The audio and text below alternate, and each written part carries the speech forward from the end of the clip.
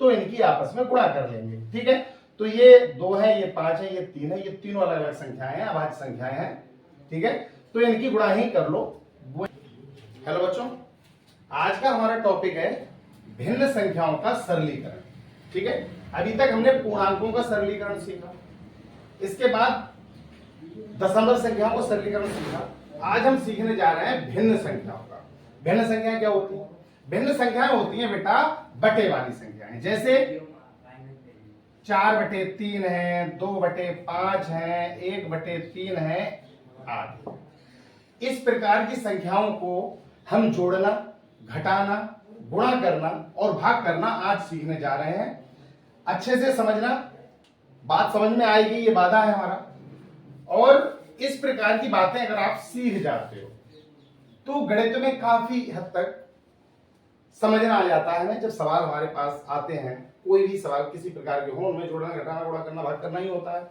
और पूर्णांकों का होता है, भिन्नों का होता है, दशमलव संख्याओं का होता है। चाहे आप बटे वाली संख्याओं को जोड़ते व घटाते समय एक चीज हमें याद रखेंगे बस, कि उनका लासा जरूर लेना है। ठीक है, तो बटे वाली संख्याओं को लासा लेकर ही जोड़ते व घटाते हैं। ये बात आप अपनी कॉपी पर नोट कर लीजिए बेटा। ठीक है, बटे वाली संख्याओं को लासा लेकर ही जोड़ते व घटाते हैं। लासा कैसे लिया जाता है अभी बता दिया जाएगा आपको।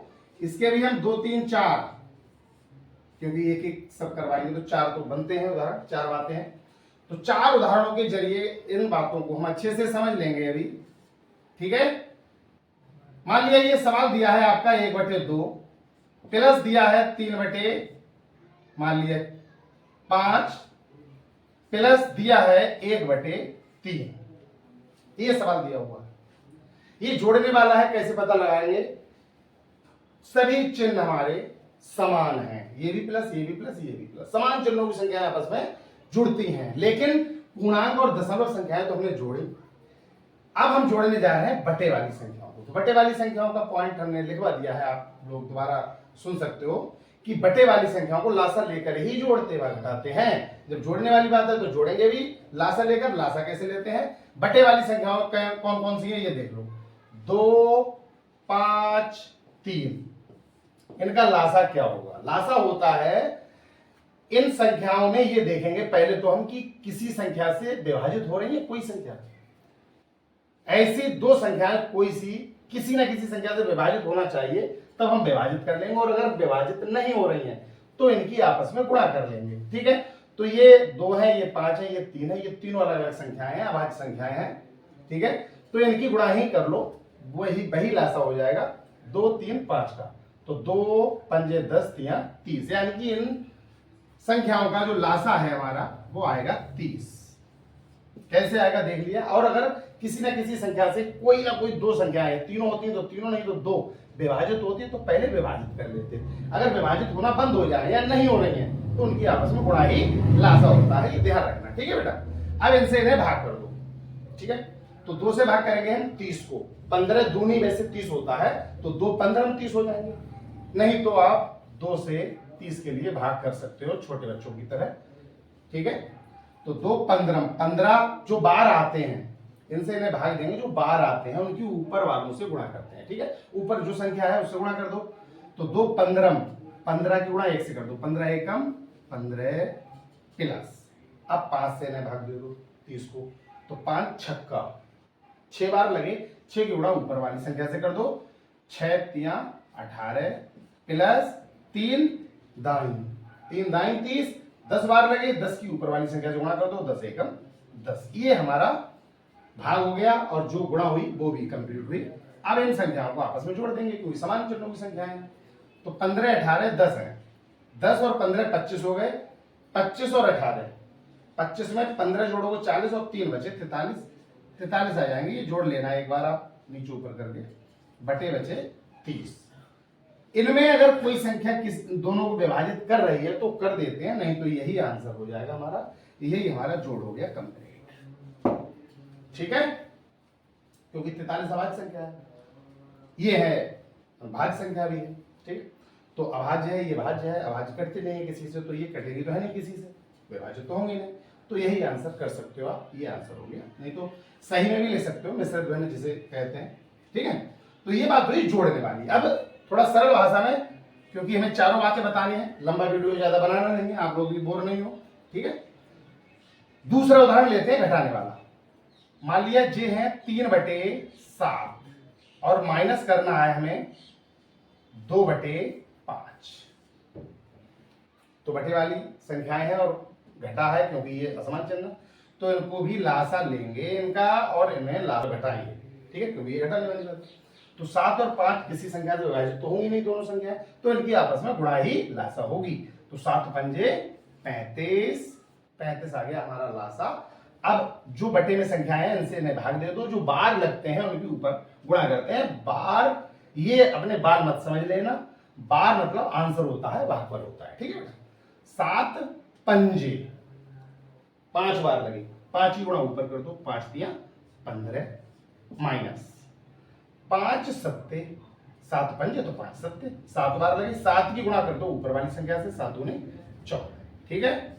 अब असमान चतुर्भुज संख्या आपस में घट जाती है, तो 15 में से 14 घटा दो आप, 15 ज्यादा है, एक बचेगा प्लस का बचेगा, 35 हो गए, बटे में तो है ही 35, तो हो गया, ये आपका आंसर हो गया 1/35। ये हमारा घटाना हो गया, ठीक है। इन दोनों को समझ लीजिए, नोट कर लीजिए, क्योंकि ये मिटालना पड़ेगा, है गुणा वाली बात और भाग वाली बात अभी रह गई है इसमें, ठीक है। तो लिख लो इसे आप। अब बात आती है गुणा वाली। बटे वाली संख्याओं का जोड़ घटा हमने सीखा कि लासा लेकर ही जोड़ते व घटाते हैं। अभी हमने गुणा और भाग वाली बात नहीं की है बटे वाली संख्याओं की। तो तीसरा उदाहरण ले लीजिएगा गुणा वाला। ये है मान लिया 5/9, ठीक है, गुणा एक मिश्रित भिन्न वाला भी ले लो, 3 सही 1/3 ही कर दो, और भी ले सकते हो 1/10 कर दो। ये बटे वाली संख्या है, मिश्रित भिन्न भी है, इसमें भिन्न भी है, मिश्रित भिन्न भी है, साधारण भी है, ठीक है। तो सबसे पहला काम क्या होता है, जो संख्याएं हमारी मिश्रित भिन्न वाली हैं इन्हें भी आप साधारण भिन्नों में, विषम भिन्नों में चेंज करो, ठीक है।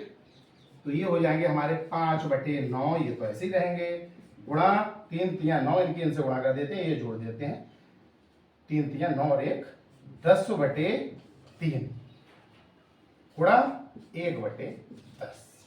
गुणा में क्या काम करते हैं, जो नीचे वाली संख्याओं से ऊपर वाली या ऊपर वाली संख्याओं से नीचे वाली संख्याएं अगर विभाजित हो रही हैं, कट रही हैं, तो उन्हें हम काट लेंगे पहले, ठीक है। और अगर नहीं कट रही हैं तो ऊपर ऊपर की गुणा कर दो, नीचे नीचे की गुणा कर दो, आपका गुणा कंप्लीट। कैसे, ये 10 है, 10 से ये 10 कट जाएंगे, काट दिए, 3 से 5 नहीं कटेंगे, 5 से 9 नहीं कटेंगे, तो ये अब नहीं कटेंगे किसी से। एकम लगाना चाहो तो यहां लगा सकते हो, 10 एकम 10 एकम, ठीक है। अब ये हमारे हो गए, ऊपर बचे 5 एकम 5 एकम 5, और नीचे हो गए 9 तिया 27। ये नहीं कि आप नीचे वाली संख्याएं आपस में काट दो या विभाजित कर दो, ऐसा मत करना। ऊपर वाली संख्याओं से नीचे वाली या नीचे वाली संख्याओं से ऊपर वाली संख्याएं कट जाती हैं या काट सकते हैं, मगर कट रही हैं तो पर गुणा है तब, ये भी याद रखने वाली बात है। आगे जब और बातें बढ़ेंगी, सवाल होंगे, तो आपको समझ में आएगा कि यहाँ पर गुणा पर ही या गुणा होने पर ही संख्याएं विभाजित कर सकते हो होने वाली।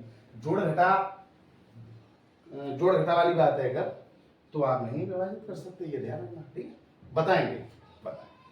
चौथा सवाल, भाग वाला एक पॉइंट ले लीजिए। भाग मान लिया ये है 35/15 ले लो, और भाग ये ले लो 7/3 ले लो। सही में हो, मिश्रित भिन्न हो तो उसे बना लेंगे इसी तरह, कोई ऐसी बात नहीं, ठीक है। इसमें क्या करते हैं, इसमें क्या काम करते हैं, जो भाग है वो भाग है जरूर, लेकिन हम लोग नहीं करें तो ज्यादा बेटर है। क्यों, बटे वाली संख्याओं का भाग कैसे करोगे, दिक्कत होगी ना थोड़ी, तो इसे भी हम चेंज कर लेंगे गुणा में। इसके लिए हमें एक बात ध्यान रखनी है कि अगर भाग का निशान गुणा में आप बदलने जा रहे हो तो उसको जिससे भाग दिया जा रहा है पलट दो, बस जिस संख्या से हम भाग दे रहे हैं उसको आप पलट दो, यानी कि उल्टा कर दो, ये चिन्ह आपका गुणा में बदल जाएगा। कैसे, ये है आपके 35/15, 15, यहां पर गुणा का चिन्ह लगा दो क्योंकि ये भाग है, इसे पलट दो आप, यानी जो ऊपर है वो नीचे कर दो, जो नीचे है वो ऊपर कर दो, बस। अब ये भाग ही है, समझ लो, ठीक है। तो ये पॉइंट लिखने वाला है, लिख लो। अब ये कर विभाजित हो रही है, कर दो एक दूसरे से, 3 एकम और 3 पंजे, 7 एकम 7 पंजे और 5 एकम 5 एकम, सब कट गए भैया। ऊपर बचा हमारा 1 एकम 1 और नीचे भी बचा 1 एकम 1, यानी कि ये आंसर आ गया हमारा 1, क्योंकि 1 जो बटे में है वो सभी के बटे में होता है। ये और भी बताएंगे कि 1 का क्या क्या महत्व होता है, 1 कहाँ कहाँ लिख सकते हैं हम, किसी के साथ कोई संख्या नहीं है तो उसके साथ क्या होता है, सभी बातें बताते जाएंगे आप लोगों को। बस आप लोगों का काम ये है कि एक क्रम बना लो आप, कि आज हमने भिन्न वाला सरलीकरण किया, दशमलव वाला किया, या पूर्णांकों वाला किया, या जो आगे होगा वो किया, तो ये याद रहना चाहिए। जो भूलते जाओ उसे आप दोबारा देख लो, आपको पूरा समझ में आ जाएगा, कोई भी प्रॉब्लम नहीं होगी आपको किसी भी प्रकार की मैथमेटिक्स में, ठीक है। तो आज के लिए इतना ही, आगे जो भी है सरलीकरण वो कराएंगे, अच्छे से करना, समझना। आपका दिन शुभ हो, धन्यवाद।